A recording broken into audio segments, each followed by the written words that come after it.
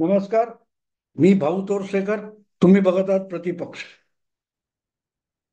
मित्रांनो, 15 ऑगस्ट म्हणजे स्वातंत्र्य दिनी देशाचे पंतप्रधान सकाळी सकाळी लाल किल्ल्याच्या समोर जमलेला जो श्रोतृवर्ग असतो त्याच्या सकट देशाला उद्देशून काही मार्गदर्शन करतात, संबोधन करतात. आणि ते करताना नरेंद्र मोदी यांनी यावेळेला एक नवा विक्रम प्रस्थापित केलेला आहे.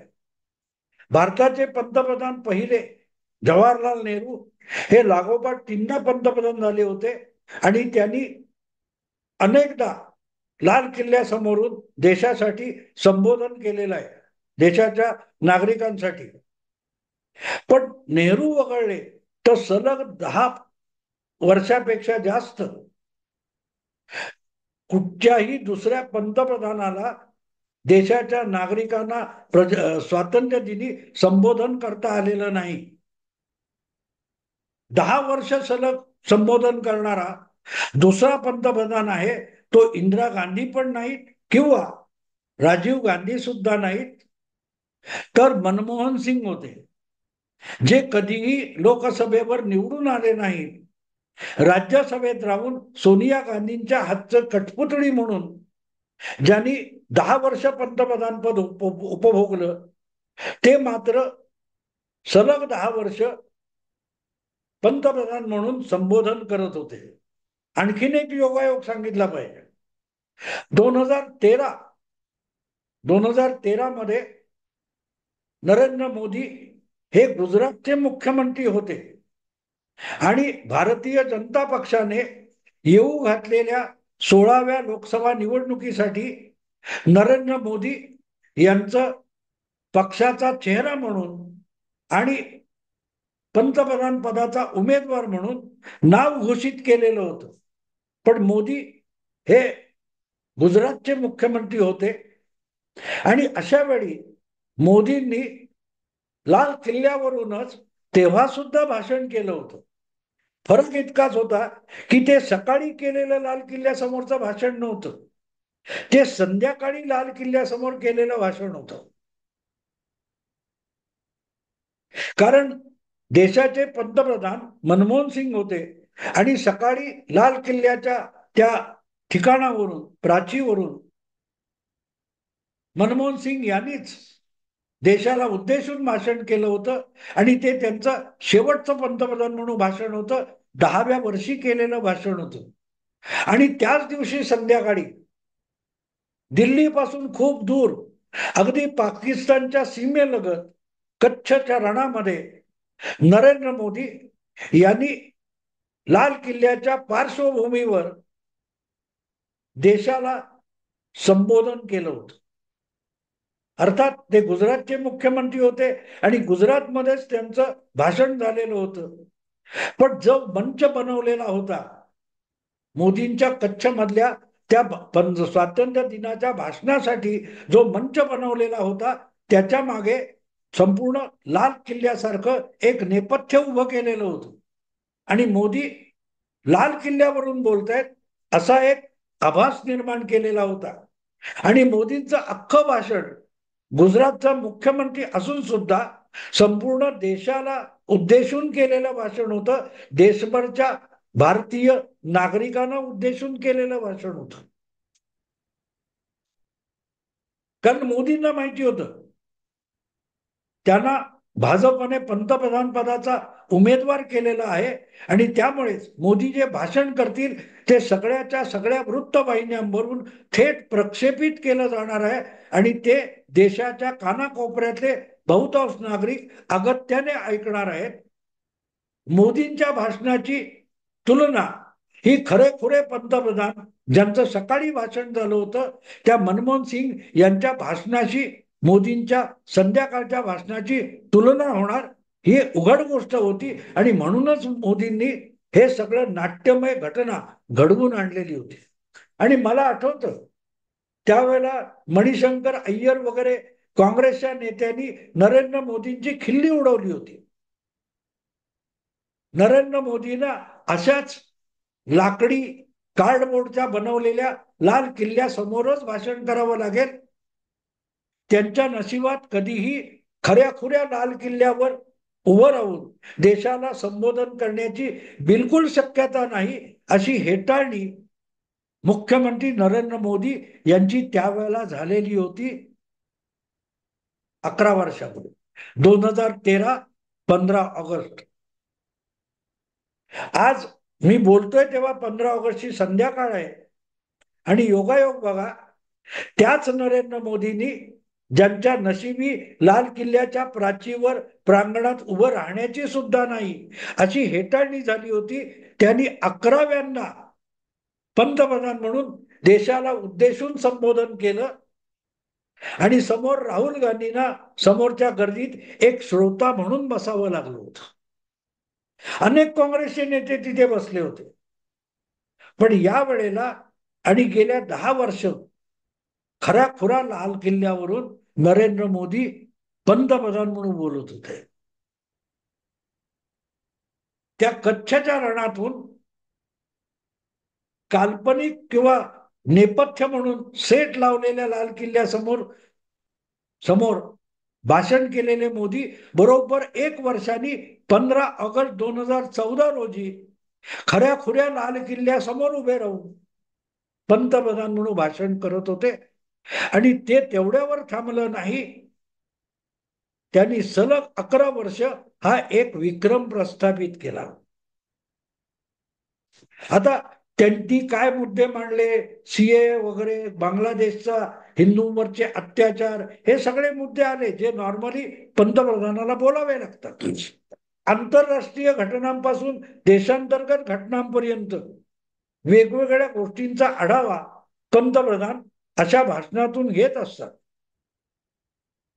त्यामुळे नरेंद्र मोदी पंतप्रधान म्हणून लाल किल्ल्यावरून काय बोलले ते मी नव्याने सांगण्याची गरज नाहीये. त्याचा उहापोह सगळ्या माध्यमातून चालू आहे की मोदी किती हादरलेत, मोदी किती घाबरलेत, मोदींनी आव्हान दिलं, मोदींनी दणका दिला, ह्या सगळ्या हेडलाईनी तुमच्या बघून झालेल्या. पण मी जेव्हा ते भाषण ऐकलं, समजून घेण्याचा प्रयत्न केला, तेव्हा एक गोष्ट माझ्या लक्षात आली की नरेंद्र मोदी यांनी 11व्यांदा पंतप्रधान म्हणून लाल किल्ल्यावर भाषण करताना काही भविष्यातल्या गोष्टींचे संकेत दिलेले. एक गोष्ट आहे, गेली 10 वर्ष नरेंद्र मोदी पंतप्रधान म्हणून भाषण करत होते लाल किल्ल्यावरून, तेव्हा त्यांच्या मागे त्यांच्या पक्षाचं हुकमी बहुमत होतं. 11व्यांदा पंतप्रधान म्हणून भाषण करताना नरेंद्र मोदींच्या मागे त्यांच्या पक्षाचं हुकमी बहुमत नाहीये. मित्र पक्षांसकट 292 या बहुमतावर ते आघाडीचे पंतप्रधान आहेत. आणि असं असताना सुद्धा काही मुद्दे ज्या प्रकारे नरेंद्र मोदींनी लाल किल्ल्यावरून बोलताना ठणकावून आणि छाती ठोकपणे सांगितले, ते समजून घ्यायचे असतील तर हा पंतप्रधान डळमळीत नाही हे त्यांनी या भाषणातून दाखवून दिलंय. आणि पंतप्रधान 2 महिन्यापूर्वी झाले, त्यानंतरही ते वारंवार दाखवून देत आहेत की मी डळमळीत पंतप्रधान बिलकुल नाहीये, कुठलेही कठोर निर्णय मी घेऊ शकतो. पण सीए आणि बांगलादेशच्या घटना यांचा ज्या प्रकारे उल्लेख नरेंद्र मोदींनी पंतप्रधानांनी लाल किल्ल्यावरच्या स्वातंत्र्य दिनाच्या भाषणात केला, त्यानंतर एक गोष्ट स्पष्ट होते की आपलं सरकार टिकवण्यासाठी आपण कुठल्याही मित्र पक्षांच्या किंवा विरोधी पक्षांच्या दबावाखाली येणार नाही, याची ग्वाही पंतप्रधानांनी या स्वातंत्र्य दिनाच्या भाषणातून दिलेली आहे. याला जोडून आणखीन एक गोष्ट लक्षात घेतली पाहिजे की या स्वातंत्र्य दिनाच्या भाषणापूर्वी आणि अर्थसंकल्पीय भाषणाच्या निमित्ताने अर्थसंकल्पी अधिवेशनाच्या निमित्ताने वक्फ बोर्डाचा जो कायदा आहे त्यात दुरुस्ती करण्याचं विधेयक मोदींच्या सरकारने आणलेलं आहे. आणि त्यामुळे मुस्लिम समाज गडबडून गेलेला आहे. देशाच्या कानाकोपऱ्यात पसरलेल्या मुस्लिम समाजाचं नियंत्रण आणि नियमन ज्या कायद्यानुसार होते त्याला वक्फ बोर्ड कायदा म्हणतात. आणि त्यामध्ये ज्या प्रकारच्या मूलभूत बदल करण्याचा पवित्रा मोदी सरकारने नुसता घोषित केलेला नाही, तर त्याच्याशी संबंधित विधेयक त्यांनी संसदेत आणलेलं आहे. आणि पहिल्यांदा पटकन असं वाटेल की हा तर मोदींचा पराभव आहे, कारण ते विधेयक जेपीसी कडे पाठवण्यात आलं, जॉईंट पार्लमेंटरी कमिटी. 16व्या किंवा 17व्या लोकसभेत सातत्याने काँग्रेस पक्षाकडून वेगवेगळ्या विषयावर, वेगवेगळ्या कारणासाठी, वेगवेगळ्या मुद्द्यावर आणि विधेयकावर, कायद्यावर जेपीसीची मागणी करण्यात आली होती.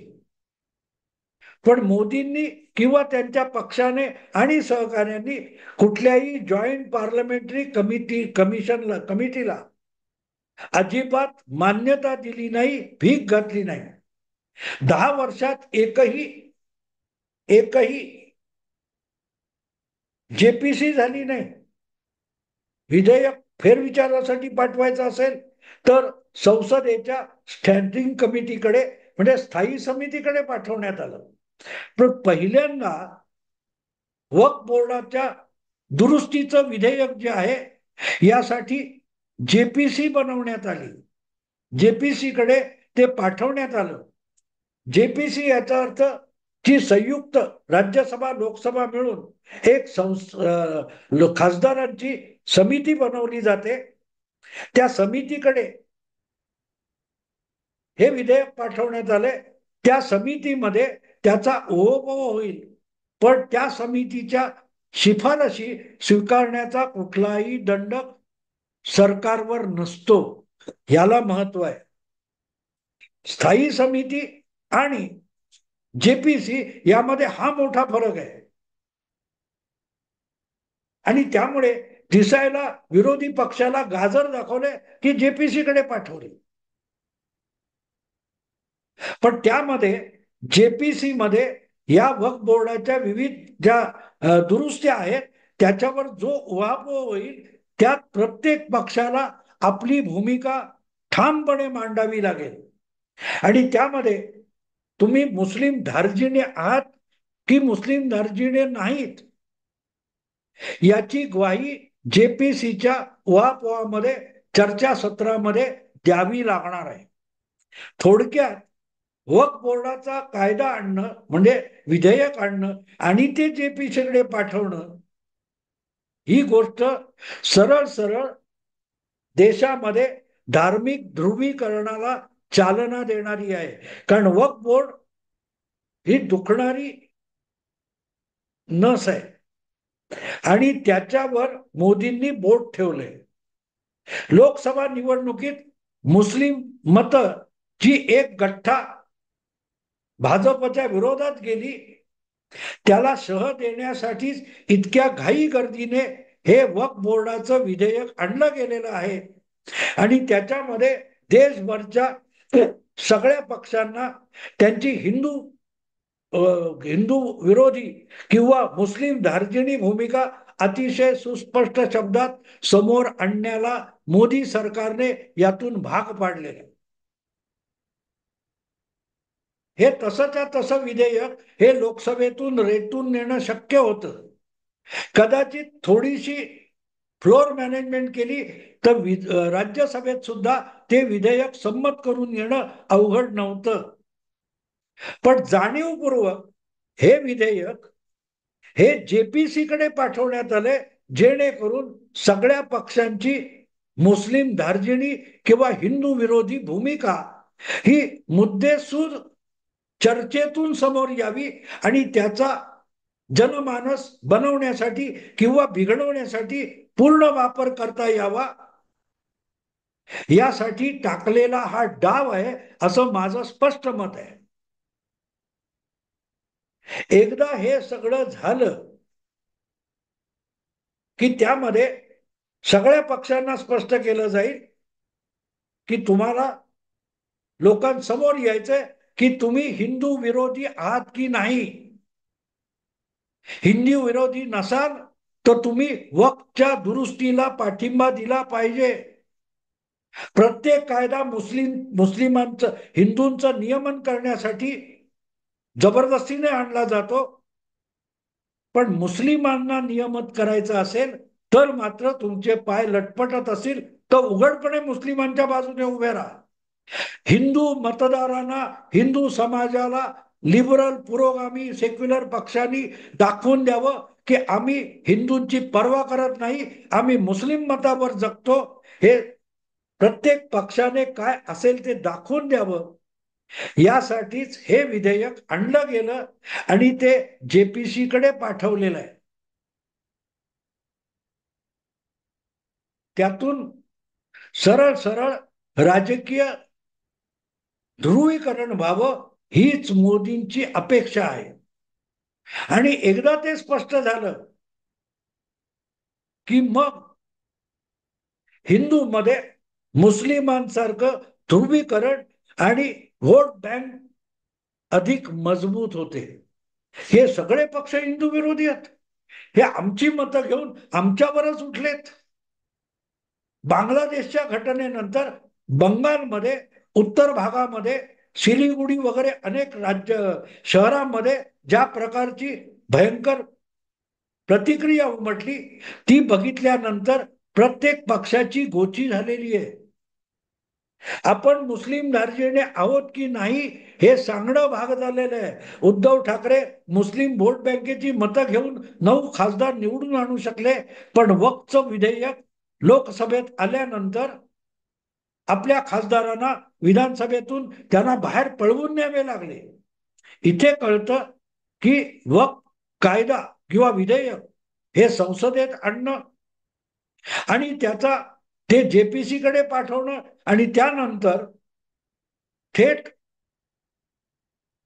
स्वातंत्र्य दिनाच्या लाल किल्ल्यावरून केलेल्या भाषणामध्ये वक्फ, बांगलादेश, हिंदूंवरचे अत्याचार आणि यूसीसी म्हणजे परदेशातून जीव मुठीत धरून आश्रयाला आलेल्या हिंदूंना भारताचं नागरिकत्व देण्याच्या कायद्याचं उल्लेख किंवा समान नागरी कायद्याचा उल्लेख मोदींनी स्वातंत्र्य दिनाच्या भाषणात करणं हे भविष्यात हिंदू मुस्लिम किंवा मुस्लिम धार्जिणे किंवा मुस्लिम आपला हिंदू धार्जिणे किंवा हिंदू विरोधी असं मतदारांचं विभाजन किंवा ध्रुवीकरण करणं हीच या मागची खरी चाल आहे.